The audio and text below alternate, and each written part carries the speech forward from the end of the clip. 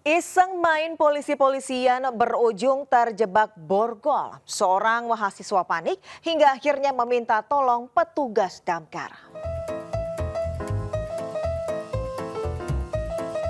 Gegara iseng, seorang mahasiswa di Lampung tak sengaja tangannya terborgol. Ia pun panik karena tak bisa melepaskan belenggu itu dari tangannya.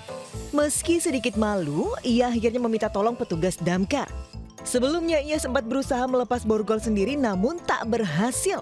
Awalnya petugas berusaha melepaskan gelang kembar tersebut dengan menggunakan gerinda kecil.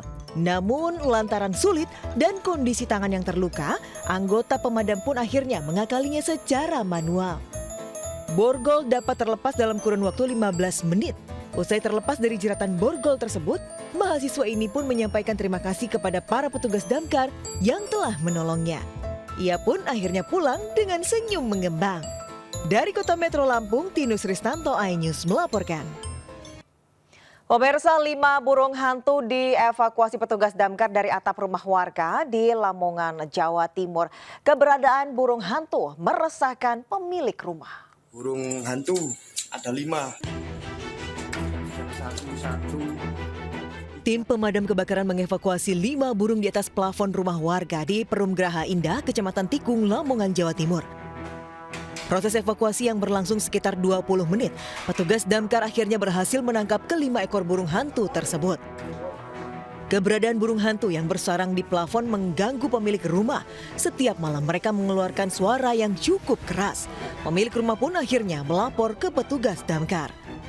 Iya, suaranya keras. Itu tiap malam apa tiap hari? Iya, tiap malam, tapi saya baru pulang dari merantau. Berapa ekor tadi yang ditangkap? 5 atau 4. Terus sekarang sudah dibawa ya? Iya, udah dibawa, alhamdulillah. Petugas membawa ke-5 burung hantu tersebut ke kantor damkar sebelum nantinya akan dilepaskan kembali ke habitat aslinya. Dari Lamongan, Jawa Timur, Abdul Wahid, iNews melaporkan.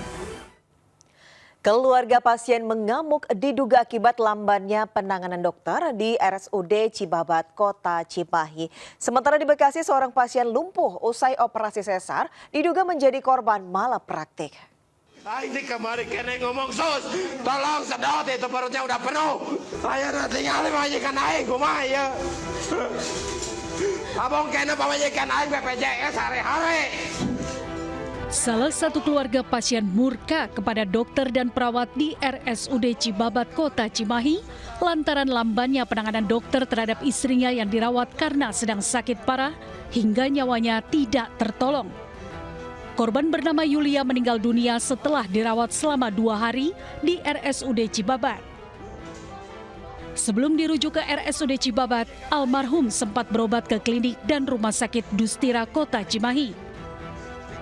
Diketahui korban didiagnosa mengidap penyakit radang usus dan tumor jinak, namun belakangan dalam perut korban dipenuhi cairan. Pengennya itu suka itu ngomong ke dokter yang jaga.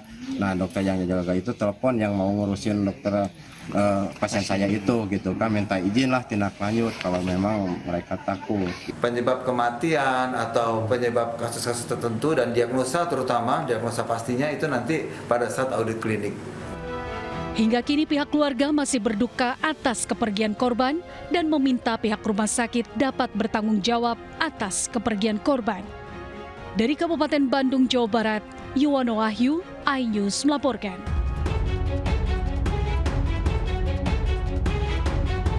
Seorang ibu muda berusia 30 tahun, warga Mustika Jaya, Bekasi, Jawa Barat, lumpuh total sejak 9 bulan lalu pasca operasi sesar kelahiran anak keempatnya di RSUD Dr. Hasbullah Abdul Majid.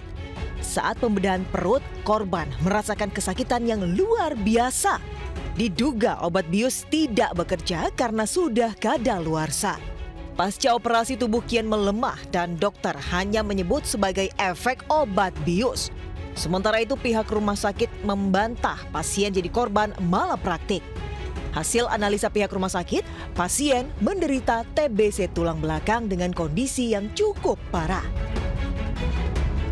Nggak ada perubahan sama sekali, malah tambah parah. Berapa lama itu? Pen yang dipasang berapa lama? Dari Desember, Januari, Februari, Maret, April. Kemungkinan dan resiko sampai keluhan tertulis karena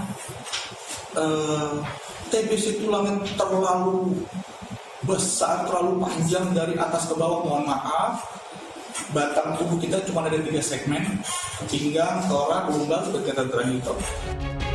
Terkait kasus ini, keluarga pasien berencana melakukan upaya hukum jika memang tidak ada kepastian kesembuhan atau layanan yang lebih baik. Dari Bekasi, Jawa Barat, Rahmat Hidayat, iNews melaporkan. 4 pelaku penyekapan dan tindak asusila terhadap anak di bawah umur di Samarinda, Kalimantan Timur ini diamankan polisi. Sebelumnya korban berinisial F, 14 tahun, ditemukan dalam kondisi lemas di sebuah rumah di Jalan Nusa Indah, Samarinda, Kalimantan Timur. Korban disekap dan dicekoki obat batuk cair oleh pelaku berinisial SB yang membawa korban dari Bontang ke Samarinda. Selain SB, 3 penghuni di rumah itu juga dibawa ke Polresta Samarinda. Dari hasil penggeledahan, polisi menemukan alat hisap sabu dan sisa narkotika. Pelaku SB diketahui merupakan buronan dalam beberapa kasus kriminal di Bontang, termasuk penggelapan motor dan pencurian. Anak ini tidak ada, diinformasikanlah ke keluarga yang ada di Samarinda. Dan hasil pemeriksaan sementara, pengakuan dari korban bahwa dia disuruh minum komik sebanyak mungkin, sehingga pada saat kita aman pun kita amankan. Pemirsa, 3 buah bangunan 2 lantai semi permanen di Tanjung Priok, Jakarta Utara ludes terbakar. Api diduga berasal dari korsleting listrik. Sementara kesal tak diberi uang untuk membeli narkoba, seorang pria nekat membakar rumahnya sendiri.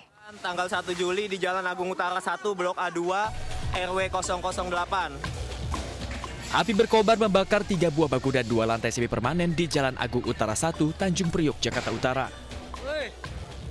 Banyaknya bahan yang mudah terbakar membuat api dengan cepat membesar dan menjalar ke bangunan lainnya. Belum diketahui pasti penyebab pasti dari kebakaran ini, namun diduga api berasal dari korsleting listrik dari lantai 2 bangunan. Biasa kayak kabel aja, ledakan kabel kayak gitu. Percikan gitu, ceprek langsung gitu aja, listrik langsung mati. Saya nengok pasti keluar asap dari situ, bau kan. Pas ditengok udah nyala api deh. Api baru bisa dipadamkan setelah 12 unit mobil pemadam kebakaran dikerahkan ke lokasi kebakaran. Tidak ada korban jiwa dalam peristiwa ini, dan hingga kini polisi masih terus menangani kasus ini. Dari Jakarta, Sofyan Firdaus, iNews melaporkan.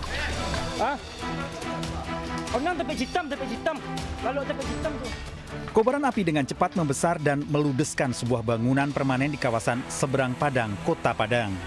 4 unit mobil pemadam kebakaran dikerahkan ke lokasi guna memadamkan api. Api baru padam 1 jam kemudian. Beruntung tidak ada korban jiwa dalam peristiwa ini, namun ditaksir kerugian mencapai ratusan juta rupiah. Ironisnya, kebakaran ini disebabkan oleh ulah seorang pemilik rumah yang kesal karena tidak diberi uang oleh orang tuanya untuk membeli narkoba. Pelaku diketahui dengan sengaja membakar rumahnya setelah warga curiga dengan pelaku yang sebelumnya mengamuk dan merusak barang-barang di dalam rumah. Pelaku yang berprofesi sebagai penjual pulsa ini diketahui selalu emosi saat tidak mengkonsumsi narkoba. Pelaku sudah diamankan dan menjalani rehabilitasi narkoba, sementara kebakaran dalam pemeriksaan polisi. Dari Padang, Sumatera Barat, Budi Sunandar, iNews melaporkan.